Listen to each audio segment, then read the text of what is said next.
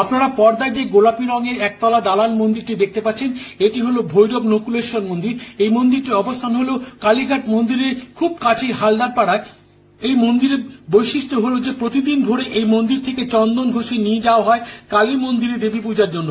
এই উপকরণ ছাড়া দেবী পূজা সম্পন্ন হয় না। আপনাদের মন্দিরের দেয়ালে গায়ে মন্দিরের নামটি দেখানোর চেষ্টা করলাম। আপনারা দেখছেন মন্দিরটি। আমরা অনেকেই কালীঘাটের মন্দিরে গেছি বা এখনো যাইও এবং মায়ের মন্দিরে পুজো দিয়ে থাকি, কিন্তু মায়ের মন্দিরের কাছে অবস্থিত মায়ের ভৈরবের মন্দির, এই নকুলেশ্বর মন্দিরে কিন্তু আমরা খুব একটা পুজো দিই না। অনেকেই জানেন না এই মন্দিরের খোঁজ।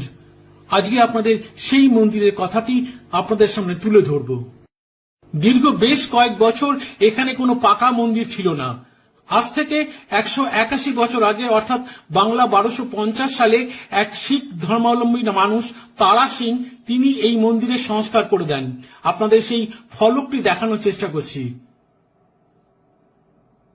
দেখুন, নকুলেশ ভৈরবের মন্দির তারা স্বীকৃত সন 1250 সাল, অর্থাৎ 1250 সালে এই মন্দিরটি তারা সিং নির্মাণ করে দিয়েছিলেন। এই মন্দিরটি যে কবে তৈরি হয়েছিল তা সঠিকভাবে বলা সম্ভব নয়, তবে অনুমান করা যেতে পারে যে এই মন্দিরটি কালীঘাট মন্দিরের সমসাময়িক। আজ থেকে 500-600 বছর আগে কালীঘাটের এই পুরো অঞ্চলটি ছিল জঙ্গলে পরিপূর্ণ।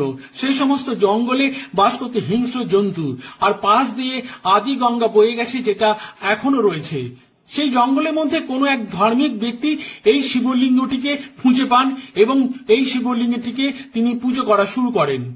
কিন্তু ক্রমশ চারপাশের ভূমিতল উঁচু হয়ে যাওয়ায় মন্দিরের ভূমিতলটি অনেক নিচু হয়ে যায়। এখন মনে হতে পারে যে একটা গহ্বরের মধ্যে প্রথিত অবস্থায় রয়েছে এই শিবলিঙ্গটি। আসলে ব্যাপারটা তা নয়, শিবলিঙ্গটি স্বয়ম্ভূ। আপনাদের দেখাচ্ছি শিবলিঙ্গটি। আপনারা দেখুন শিবলিঙ্গটি। আপনাদের একটি গোলাকার গহ্বরের মধ্যে শিবলিঙ্গটি রয়েছে। সেখানে শিবের মাথায় বিভিন্ন মানুষ জল ঢালছেন, বাবাকে পুজো দিচ্ছেন, বাবাকে স্পর্শ করছেন, প্রণাম করছেন। আপনারা দেখুন সেই শিবলিঙ্গটি। তার পাশেই রয়েছে গৌরীপট্ট। আপনারা দেখছেন গৌরীপট্ট বেষ্টিত শিবলিঙ্গটি। আপনাদের মন্দিরের ভেতরে অংশটি দেখাবার চেষ্টা করছি। আপনারা দেখতে পাচ্ছেন ঝাঁ চকচকে আধুনিক মন্দির। পুরো মার্বেল পাথর দিয়ে মেঝে এবং থাম মুড়ে ফেলা হয়েছে। এই মন্দিরে সকাল থেকে ভক্তদের ঢল নামে বাবার মাথায় জল ঢালার জন্য, বাবাকে পুজো দেওয়ার জন্য, বাবাকে স্পর্শ করার জন্য। আপনারা দেখছেন শিবলিঙ্গটি। এই দেখুন আরেক ভক্ত বাবার মাথায় জল ঢালছেন। বন্ধুরা, আজকের ভিডিও তাহলে এখানেই শেষ করছি।